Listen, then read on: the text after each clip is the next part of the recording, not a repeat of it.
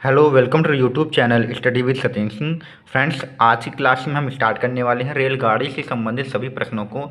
और यह हमारा इस जो सीरीज़ है रेलगाड़ी के संबंधित प्रश्नों में, इसमें हम टाइप नंबर 1 से स्टार्ट करेंगे। तो आज के प्रश्नों में हम किस प्रकार के क्वेश्चन को सॉल्व करेंगे उसको पहले हम यहाँ पे समझ लेते हैं। तो हमारे जो क्वेश्चंस रहेंगे उसमें हमारे पास एक ट्रेन रहेगी या रेलगाड़ी रहेगी जिसकी लंबाई x मीटर या किलोमीटर कुछ भी हो सकती है, और वो किसी खंभे को या किसी व्यक्ति को पूछा जाएगा कि ये रेलगाड़ी इस खंभे को या व्यक्ति को कितने समय में पार करेगी। ठीक है, समय में पार करेगी, या पूछा जाएगा कि समय दिया होगा इतने समय में पार करेगी तो रेलगाड़ी की लंबाई या फिर रेलगाड़ी की चाल कुछ भी पूछ सकते हैं। ठीक है, तो हमें ध्यान ये रखना है कि जब भी कोई रेलगाड़ी किसी खंभे या व्यक्ति को पार करेगी तो उसमें जो हम दूरी लेंगे वो ट्रेन की जो लंबाई होगी उसी के बराबर हम यहाँ पे दूरी लेने वाले हैं, क्योंकि जो खंभा होगा उसकी दूरी ट्रेन के मुकाबले हम नगण्य मानेंगे यानी जीरो मानेंगे, और व्यक्ति की भी जो लंबाई होगी यानी जो दूरी होगी वो तो ना के बराबर ही मानेंगे। तो जो भी इन व्यक्ति को या खंभे को पार करने में जो हमारी दूरी होगी वो ट्रेन की लंबाई के बराबर ही होगी। तो ध्यान रखना है जितने भी हम सवाल करेंगे उसमें हमारी ट्रेन की लंबाई जो होगी वो दूरी का काम करेगी। बाकी हमें समय और चाल तो दी जाएगी ट्रेन की, वो हमें ध्यान रखना है। और अगर ध्यान रखना यह है कि अगर हमारी स्पीड यानी जो चाल है हमारी ट्रेन की अगर किलोमीटर प्रति हावर यानी किलोमीटर प्रति घंटा में दी हो और उसे मीटर प्रति सेकंड में बदलना हो तो 5/18 से गुणा करा दीजिए। अगर आपकी चाल मीटर प्रति सेकंड में दी है और उसको आपको बदलना है किलोमीटर पर हावर यानी किलोमीटर प्रति घंटा में बदलना है तो 18/5 से गुणा करा दीजिए। तो ध्यान रखना है मोस्टली आपके किलोमीटर प्रति घंटा में दी जाएगी और मीटर प्रति सेकंड में बदलना होगा, तो 5/18 से हम गुणा कराएंगे। ठीक है, तो ये होगी हमारी बेसिक जानकारी। अब हम इनके प्रश्नों को सॉल्व करते हैं कि 30 किलोमीटर प्रति घंटा की चाल से जा रही 300 मीटर लंबी रेलगाड़ी एक खंभे को कितने समय में पार करेगी। तो यहाँ पे जो बात हो रही है वो रेलगाड़ी होगी और वो एक खंभे को पार करेगी। तो यहाँ पे खंभे की लंबाई हम ना के बराबर लेंगे, तो जो हमारी दूरी होगी डिस्टेंस जो होगी हमने आपको बताया था रेलगाड़ी की लंबाई के बराबर ही लेंगे, तो डिस्टेंस हमारी जो होगी वो 300 मीटर हो जाएगी। और हमें आगे दिया 30 किलोमीटर प्रति घंटा की चाल, तो चाल का मतलब हमारी स्पीड यानी एस जो हो गई है वो 30 किलोमीटर प्रति घंटा यानी हावर हो गई। अब हमें निकालना है खंभे को पार करने में कितना समय लगेगा। तो समय निकालना है मतलब हमें टाइम निकालना है, यानी टी हमें नहीं पता है।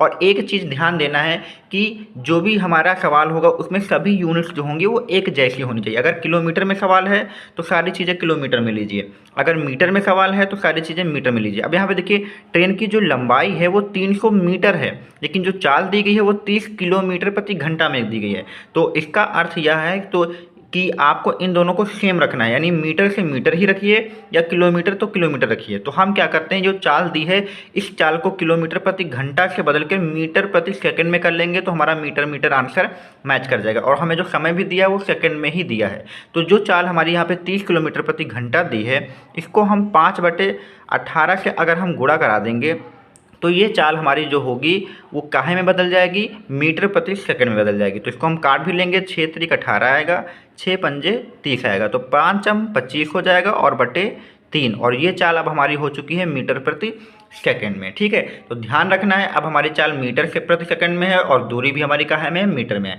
तो हम आसानी से समय निकाल सकते हैं। तो चलिए समय बराबर हमारा क्या होता है, दूरी बटे चाल। ठीक है, मेन हमारा फॉर्मूला तो आपको पता है, चाल बराबर क्या होता है, दूरी बटे समय होता है। तो समय उधर आएगा तो चाल आपकी नीचे हो जाएगी, तो इसी में हम रखेंगे यहाँ समय बराबर दूरी बटे चाल में। तो दूरी हमारी यहाँ पे कितनी है, 300 है, और चाल हमारी कितनी है, 25/3 है। ठीक है, अब हमारा जो बटे का 3 है वो आपका ऊपर चला जाएगा, तो 300 के साथ में आपका 3 आ जाएगा और नीचे रहेगा आपका 25। तो 25 को 300 से काटेंगे तो ये आपका 12 आएगा। ठीक है, और 12 का 3 से गुणा कराएंगे तो 36 हो जाएगा। तो 36 सेकंड यहाँ पे लगेंगे एक ट्रेन को एक खंभे को पार करने में। तो ऑप्शन यहाँ पे दिए हुए हैं 30 सेकंड, 36 सेकंड, 42 सेकंड, 60 सेकंड। तो 36 सेकंड यहाँ पर आंसर सही हो जाएगा। तो पहला क्वेश्चन था, हमने इसको बेसिक से समझने की काफ़ी कोशिश करी है, अच्छे से टाइम लगा है। अब जो आगे सवाल होंगे हमारे वो काफ़ी इजीली से जल्दी हो जाएंगे, क्योंकि पहला सवाल था हमें कॉन्सेप्ट समझना था, अब हम कॉन्सेप्ट सीख चुके हैं, अब हमें बस सवाल को करना होगा। ठीक है, तो देखिए यहाँ पे आपका दूसरा सवाल लिखा है कि एक रेलगाड़ी 72 किलोमीटर प्रति घंटा की चाल। तो रेलगाड़ी की चाल दी है यहाँ पे 72 किलोमीटर प्रति घंटा की चाल। तो लिख लीजिए 72 किलोमीटर प्रति घंटा की चाल से चलकर एक खंभे को, तो खंभे को पार कर रही है तो खंभे की लंबाई हम लेंगे नहीं, तो रेलगाड़ी की लंबाई ही मानेंगे और वही हमारी दूरी होगी। 12 सेकंड में पार कर रही है तो हमारा टाइम दिया हुआ है 12 सेकंड दिया हुआ है। अब यहाँ पे देखिए टाइम जो हमारा है यहाँ पे 12 सेकंड है और यहाँ पर स्पीड में जो हमारा टाइम यहाँ पे लिखा किलोमीटर प्रति घंटा में है, तो सेम होना चाहिए। तो इस किलोमीटर प्रति घंटा को हम मीटर प्रति सेकंड में बदल लेंगे तो ये भी सेकंड हो जाएगा। तो इसी स्पीड को हम क्या करेंगे, 72 जो हमारी है इसको हम 5/18 से अगर हम गुणा करा दें तो ये हमारी मीटर प्रति सेकंड में हो जाएगी। और 18 एकम 18, 18 चौके 72, तो स्पीड जो आ जाएगी वो 5 चौको 20 यानी 20 मीटर प्रति सेकंड। अब यहाँ पर भी सेकंड हो गया, यहाँ पर भी सेकंड हो गया। तो अब हमारा सवाल जो होगा वो आसानी से आ जाएगा क्योंकि एक ही यूनिट है। अब बोला गया रेलगाड़ी की लंबाई, तो रेलगाड़ी की लंबाई जो होगी वही हमारे क्या करेगी, दूरी का काम करेगी। तो मतलब हमें यहाँ पे क्या निकालना है, डिस्टेंस निकालना है। तो हमारा फार्मूला क्या था, स्पीड बराबर डिस्टेंस अपॉन टाइम था। डिस्टेंस बराबर लगाएंगे तो टाइम हमारा स्पीड के मल्टीप्लाई में चलेगा। तो डिस्टेंस बराबर क्या हो जाएगा, स्पीड इंटू टाइम हो जाएगा। तो स्पीड हमारी यहाँ पे 20 आ गई है मीटर पर सेकेंड और टाइम हमारा कितना है, 12 है। तो 12 का 20 से गुणा कराएंगे तो 12 दूना 24 यानी 240 आएगा। अब ये आंसर किलोमीटर में आएगा या मीटर में, तो देखिए यहाँ पे हमारा यहाँ पे जो चाल है वो किस में दी है, मीटर प्रति सेकंड में। तो जो दूरी हमारी आएगी वो मीटर में ही आएगी।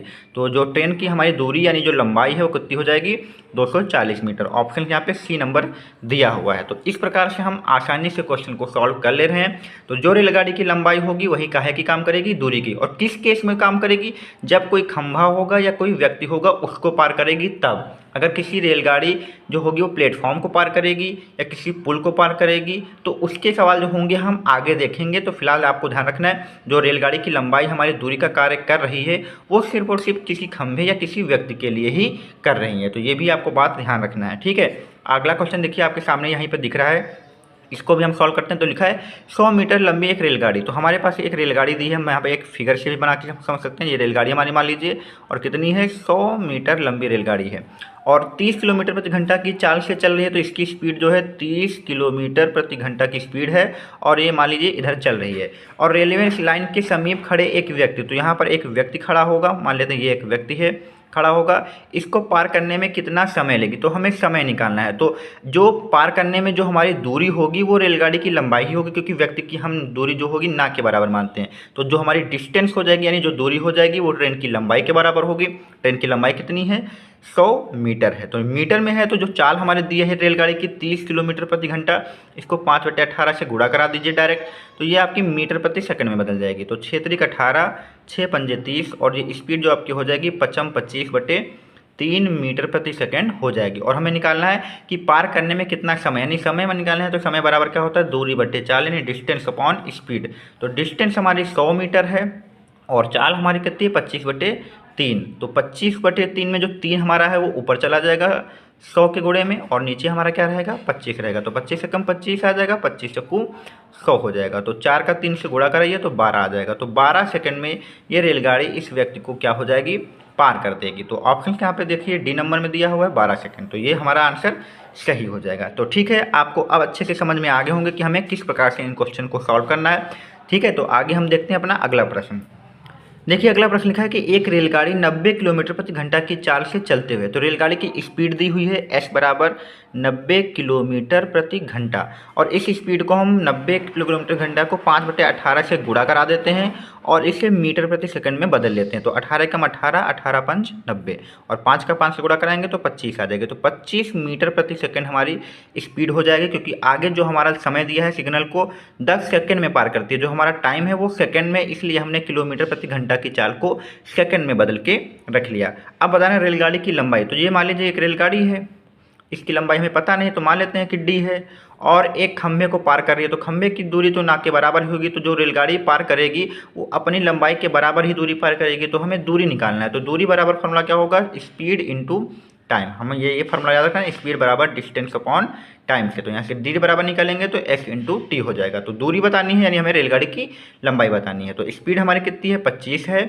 और टाइम हमारा कितना था, 10 सेकंड था। यहाँ पे 10 लिखा नहीं है तो लिख लीजिए 10 सेकंड। तो 25 का 10 से गुणा कराएंगे तो 25 धाम के 250 यानी 250 आ जाएगा और ये हमारा मीटर में आएगा, क्योंकि चाल हमारी मीटर प्रति सेकंड में दी थी। तो ऑप्शन यहाँ पे हमारा ए सही हो जाएगा। तो हमने यहाँ पे अच्छे से जब हमारा रेलगाड़ी किसी खंभे या व्यक्ति को पार करेगी तो किस प्रकार से प्रश्नों को सॉल्व करना है अच्छे से सीखा है। नेक्स्ट तो जो हमारा टॉपिक होगा उसमें जो हमारी रेलगाड़ी होगी, मतलब जो हमारा टाइप होगा उसमें हम बात करने वाले हैं, एक रेलगाड़ी किसी प्लेटफॉर्म को या किसी पुल को या किसी गुफा को पार करेगी, तो उस प्रश्नों को हमें कैसे करना है उनको हम देखते हैं।